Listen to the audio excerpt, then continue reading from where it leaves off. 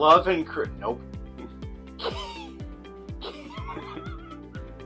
Look, I like the title to this. I really do. It's one of those gloriously silly titles. It's like Hot Tub Time Machine. The title is Cable, Love and Chrome, #1. You know, Love and Chrome could actually have been the title to Revenge of the Sith, come to think of it. That's the one where Darth Vader is in love with Padme, and then he gets put in the suit at the end. It kind of works.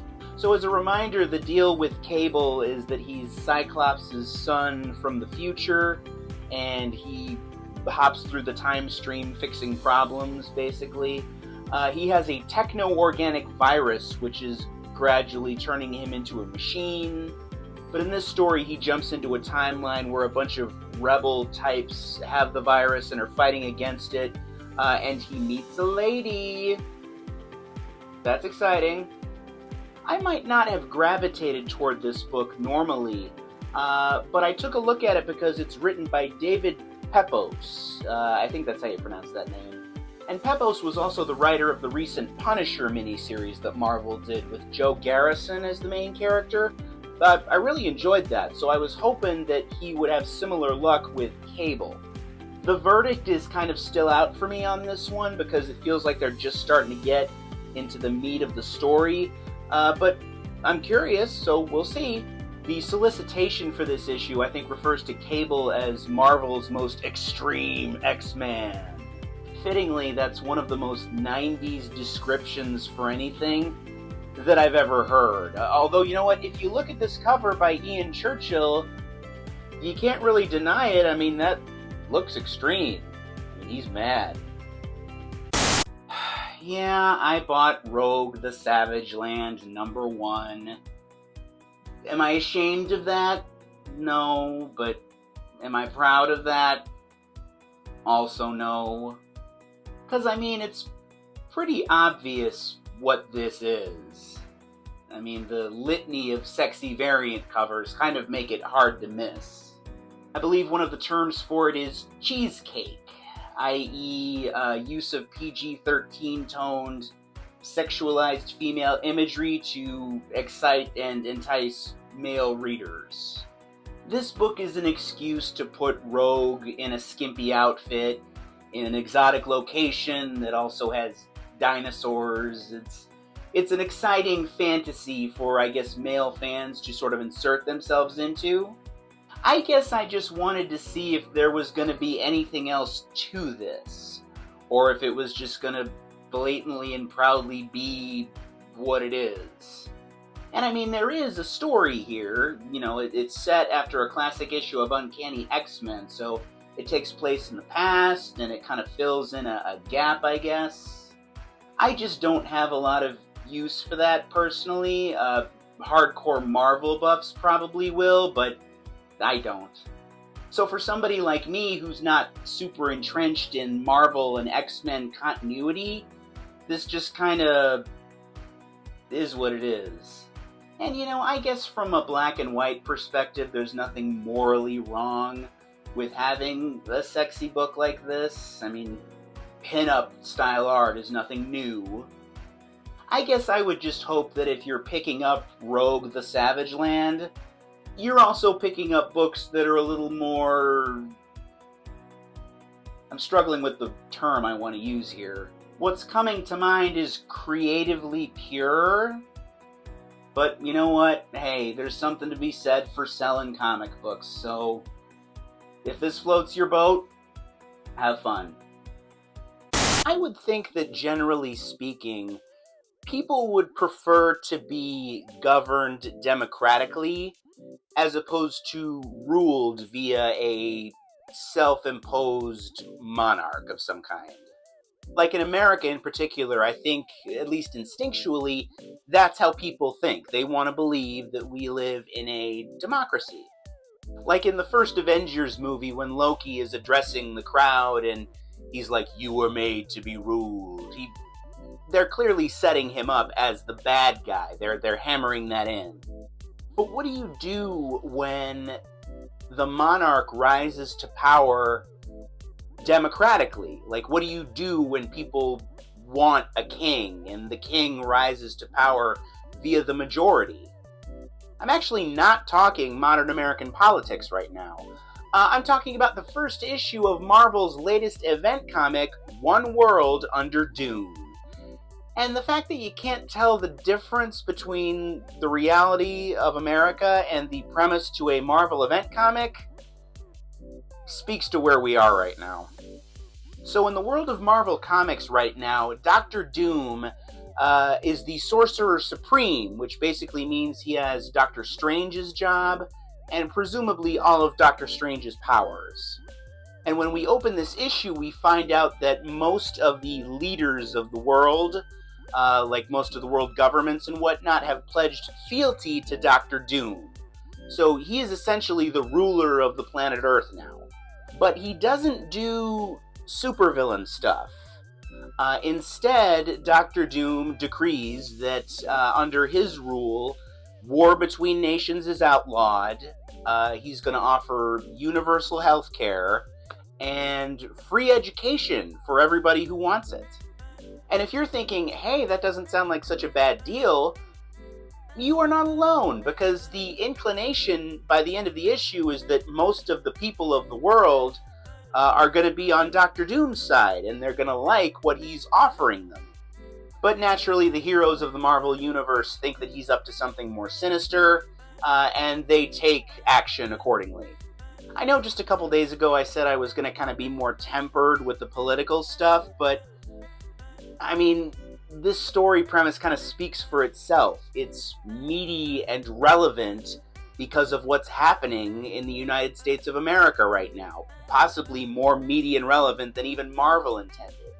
And I'm willing to say at this early juncture that One World Under Doom has the potential to be Marvel's most intriguing and thought-provoking event comic since Civil War. But you know what? Hey, it's not all politics, okay? There's fun to be had here too. Case in point, the Doctor Doom T-Rex that our author Ryan North introduced in the Fantastic Four ongoing series that he's also currently working on is in this book as well. I mean, come on, it's a T-Rex dressed like Doctor Doom. I mean, how do you not like that? In Wonder Woman number 18, Diana storms the White House to confront an evil president of the United States. Hey, I didn't say anything, okay? I decided I was going to be a little more measured with the politics. I am just going to put this picture up, though. I actually really wasn't thinking about current events when I read this issue, though. Incidentally, we do get a great full-page shot of Diana walking toward the White House by our penciler Daniel Sampere and our colorist Tomio Mori. No, I actually spent most of this issue thinking about the Washington Monument. So in Wonder Woman number 6, which actually came out a year ago this month, they did a big battle scene between Diana and a bunch of villains where the Washington Monument gets destroyed. Giganta uses it to try to crush Diana. And you know, at the time I was surprised that they did that with the Washington Monument, but I wasn't offended. I mean, that kind of thing happens in superhero comics sometimes. The big landmark always gets rebuilt. It's just part of the game. But then at the beginning of this issue, we have Diana sitting at the foot of the rebuilt Washington Monument, and the narration tells us, you know, how it was rebuilt, the whole process, etc. But a thought occurred to me, a thought that made me recoil and, I'll confess, chuckle a little bit. I've talked at length about our author here, Tom King, before, and how there's a quality to his writing that makes it feel at certain points unapologetically brash. And you know, that quality has served him well on this Wonder Woman book. Possibly better than at any other point in his mainstream comic book writing career. But for my money, Tom King also thinks he's funnier than he actually is. And sometimes when that brash quality mixes with his attempts to be funny, some cringy things can happen. And when I saw Wonder Woman sitting at the foot of the Washington Monument at the beginning of this issue, it occurred to me, oh no, they're gonna destroy it again. Like, I really feel like Tom King would do that. Like, that's not outside the realm of possibility. Like, he would make the Washington Monument into his version of that statue that's in front of Kevin McAllister's house in Home Alone that keeps getting knocked down by cars that are pulling up. He would have the Washington Monument just get destroyed over and over and over again just because that's kind of his brash style of humor. That is not, in fact, what happens in this issue, but don't think it couldn't happen or that it wouldn't happen. By the way, in this issue, there's more poop humor. Like, we literally stop the story so that we can have a full page of poop jokes with the Wonder Girls and Diana's baby. There's only one Tom King, ladies and gentlemen. Fantastic Four number 29 and the One World Under Doom story overall is a tremendous allegory, at least thus far, for what it's like for many of us to live in a world where Donald Trump is president. I know some people aren't going to want to hear that, either because they don't agree with it, or maybe you just don't want to hear about politics in your comic book talk, or maybe you just don't want to see this picture. But at the same time, that's what this story is. I really don't see how you can spin it any other way. Now, as a reminder, in this One World Under Doom storyline, at least thus far, Dr. Doom has basically conquered the world. Most of the world's leaders have pledged fealty to him, and a lot of people like what he's doing, including the fact that he is offering free education and free healthcare to the world. But of course, the heroes of the Marvel Universe don't trust him and are dedicated to fighting back against him. Of course, this Fantastic Four series is as natural an extension of the One World Under Doom storyline as you're ever going to find, not just because Ryan North, our author here, is also the author of One World Under Doom, but because Dr. Doom is famously the arch nemesis of the Fantastic Four.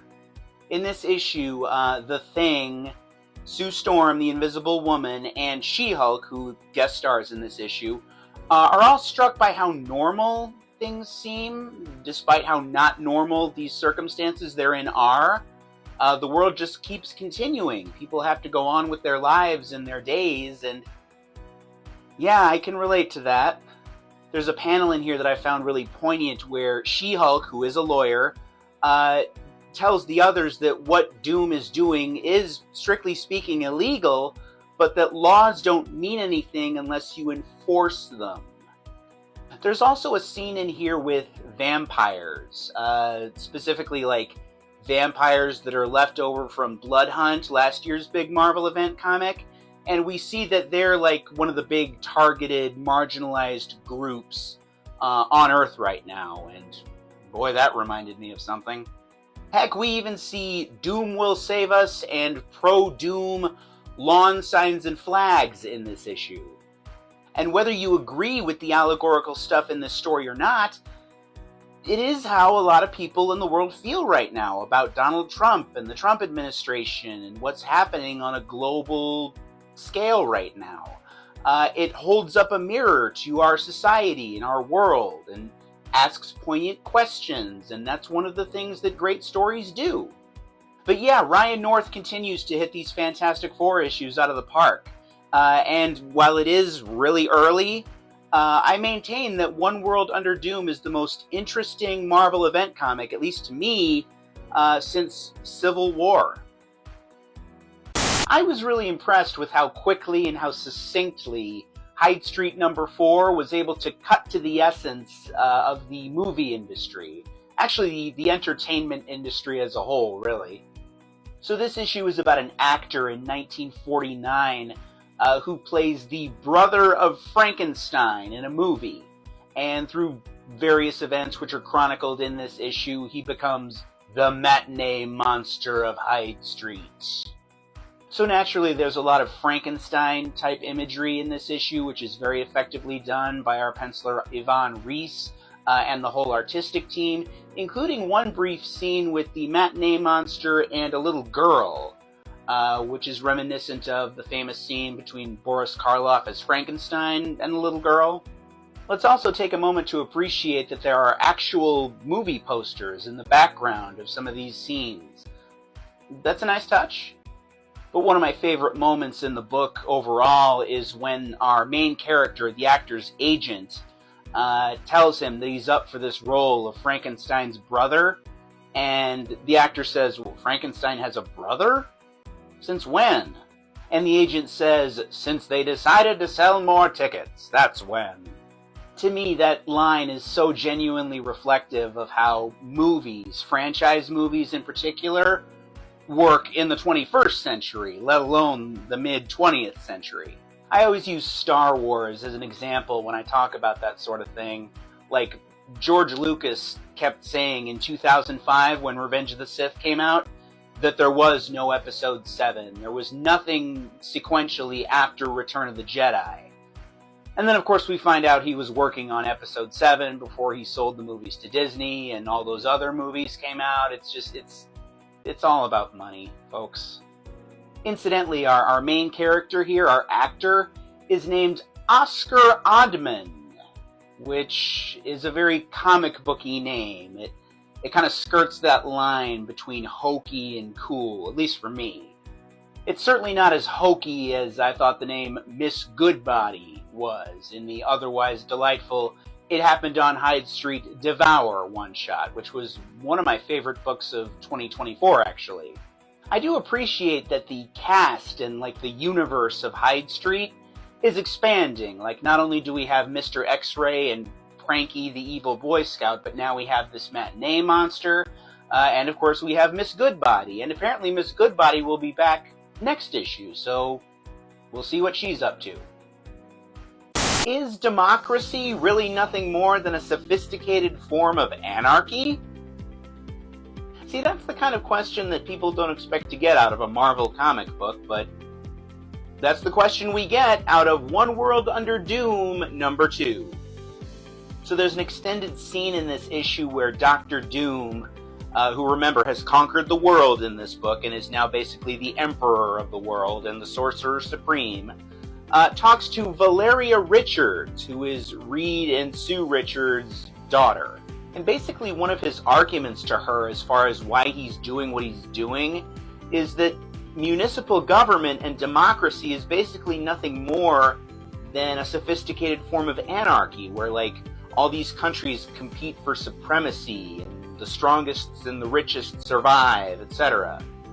And I think that one of the main elements that makes One World Under Doom so good, at least so far, is that Dr. Doom really isn't wrong in the strictest sense. I mean, he's not right in that he's usurping and overthrowing democracy, but in terms of his central point, he's not wrong per se. And as a reader, that's an uncomfortable thing to wrap your head around, because not only is Dr. Doom a villain, he's a villain who refers to himself in the third person. There's a panel in this issue where Dr. Doom refers to his followers, his devotees, as patriots. That's very Trumpy, fittingly. The Fantastic Four may or may not be down a member, more or less, after this issue, as you might have inferred based on the cover. I'm not going to tell you what Dr. Doom actually does to Ben Grimm, the Thing, in this book, but based on Doom's kind of benevolent nature as of late, you might be able to infer what it is. I've said it before, and I'll say it again, this is the best Marvel event comic that I've read since Civil War. And I'll keep saying it as long as it's true. So there's been a lot of hype and buzz in recent weeks about Absolute Martian Manhunter number 1. And not just publisher-generated hype either. I've seen people who work in the industry actively sign off and kind of endorse this book. And naturally, critics and the sort of professional online fanboy crowd have followed suit. I mean, some people are really gushing about this book. And, if you know me, or if you've been following me for a while, hopefully you can tell by now that I kind of like to cut through a lot of the hype machine type stuff, and just sort of give you the truth, or my truth at least. It's a little bit harder to do that with Absolute Martian Manhunter #1, though, because this is, objectively, a really great first issue. And I did get the sense as I was reading it for the first time that I was looking at something special. So conceptually, this book is obviously based on the classic DC Comics character of Martian Manhunter, only in this book, instead of it just being about a Martian superhero, it's about an FBI agent with a wife and a family who has a near-death experience, and his mind is seemingly possessed by that of a Martian, and thus he sees the world in a whole new way. An amazing, amazing performance here from our artist and colorist, Javier Rodriguez. Because of the sort of mental nature of this story, there are some psychedelic elements at play, and he hits that out of the park as well as anyone I've ever seen, quite frankly. The coloring in this issue is so effective, not just in terms of the wide range of the color palette that we have, but of the brightness and intensity of the colors that we see. It lends itself to that psychedelic element, and at times really smacks you in the face. I wouldn't necessarily call this book a masterclass in terms of writing, but at the same time I do think it's well written, and we get enough about our main character, John Jones, that I'm really intrigued by what his situation is, and I'm interested to learn more. There's a lot of smoking in this comic book, almost to the point where I thought they overplayed it, and I wondered, are we in a different time period here? Like, are we in the 60s, 70s, 80s or something? But there is a point to it from a storytelling standpoint, as we find out at the end of the issue, so all is well, I suppose. I would argue that this is certainly the most creatively and certainly artistically ambitious book that DC has presented us from its new Absolute line thus far. And I think one of the things you can attribute that to is the fact that Martian Manhunter is basically a C-list character. He's not nearly as iconic as Superman, Batman, or Wonder Woman. Like, the absolute versions of those characters still have to be recognizable as Superman, Batman, and Wonder Woman. With Martian Manhunter, because he's not nearly as famous, you don't necessarily have that restriction. And we as the audience are certainly benefiting in that regard. Absolute Martian Manhunter is not yet the best of the Absolute books that DC has put out, but it could become the best one rather quickly. You know, the very first line in this comic book is, "Why do people do the things they do?" Good question, comic book. Very good question. We need to talk about Hyde Street #5. More specifically, I think I need to talk about Hyde Street #5, because the very first panel on the very first page of this issue may in fact have exposed me as a bad person. So this issue gives us the origin story for the Miss Goodbody character that we originally met in the It Happened on Hyde Street Devour one-shot. We get her background here, what she was like before she became this demonic entity on Hyde Street. That Devour one-shot was actually one of my favorite comics of 2024, although I maintain that Miss Goodbody is kind of a hokey name. Take the good with the bad, I guess. The issue kind of unfolds the way you might imagine it would, given that Miss Goodbody is a character that feeds off people's body image issues and sells them miracle diet products that basically involve them selling their soul or being attacked by demonic entities, etc. I really dig this cover by Yvonne Reese, Danny Mickey, and Brad Anderson, because it reminds me largely of the work that our author Jeff Johns did on Green Lantern 43 many years ago. There's a really memorable page in that issue where we have the death-obsessed Black Hand character literally in a grave with some skeletons, so it kind of harkened back to that, at least for me. But okay, we open the issue, and the very first panel on the very first page is an 80s era Miss Goodbody up in some poor woman's face, screaming, "Get off your fat ass, Trisha!" I couldn't help it. I chuckled. I understand that body shaming and body image issues are not funny, okay? You don't need to educate me on that, especially now that I'm a father, but yeah, I laughed at this, and I became fascinated as to why I laughed at it. Because I don't think they're going for laughter here. That doesn't really seem to be the tone of the story. I think a few things might have happened here. I think that the fact that this is the first line of the issue doesn't help. I think the fact that the character is right up in your face as a reader might activate like a nervous laughter response, or at least I think it did in me. Also, fat ass is kind of a funny term. I mean, I don't want it to be, but it is. I could also very easily imagine Jim Carrey saying that line in like a loud, jazzed up Jim Carrey voice in a movie like Liar Liar. "Move your fat ass, Trisha!" Or like Jennifer Coolidge. That sounds like something Jennifer Coolidge might say. "Move your fat ass, Trisha." But yeah, I don't know if I'm a bad person or if this was just a little misfire out of the gate on what was otherwise a very solid 5th issue of Hyde Street. Godzilla vs. Hulk sucks.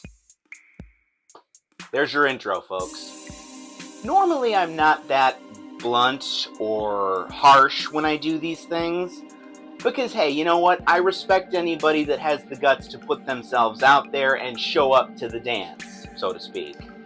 But this issue deserves it, in my opinion, because it does something that I hate, and is relatively easy, I think, not to do.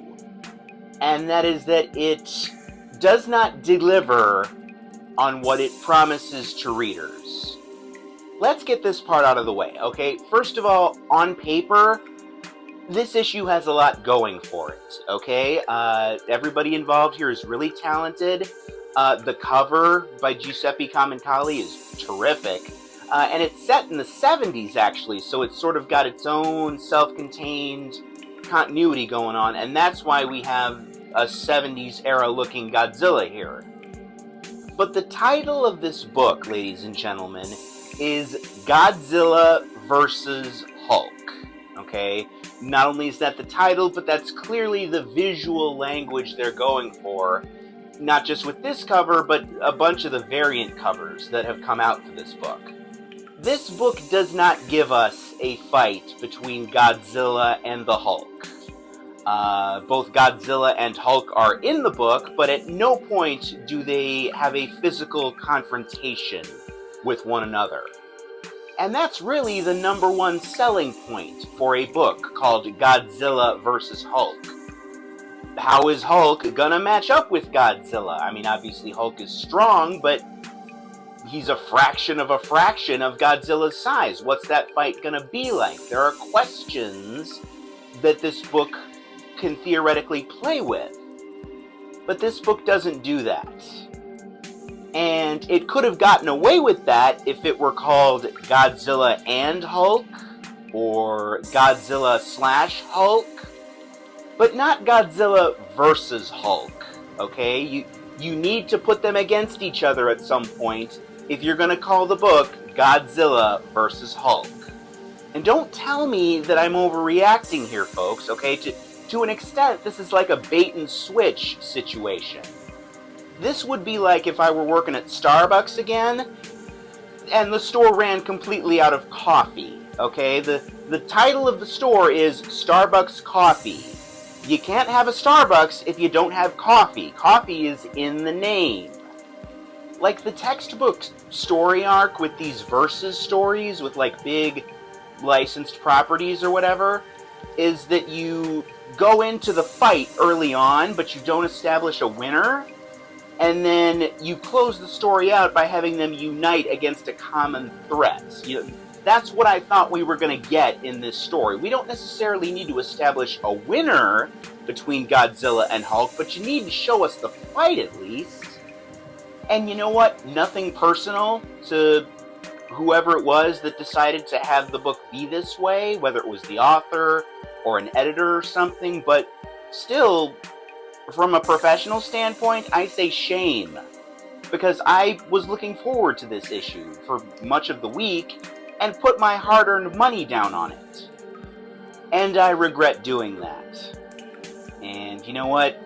In the end, that's probably the biggest drawback or complaint you can lob at a comic book or any sort of piece of entertainment media. I've got a bone to pick with Geiger number 14.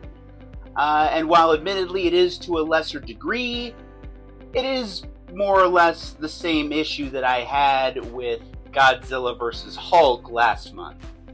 Last month, Marvel put out a Godzilla vs. Hulk one-shot, and based on the title and the visual language of the cover, I don't think I was out of line in expecting to see a fight between Godzilla and the Hulk.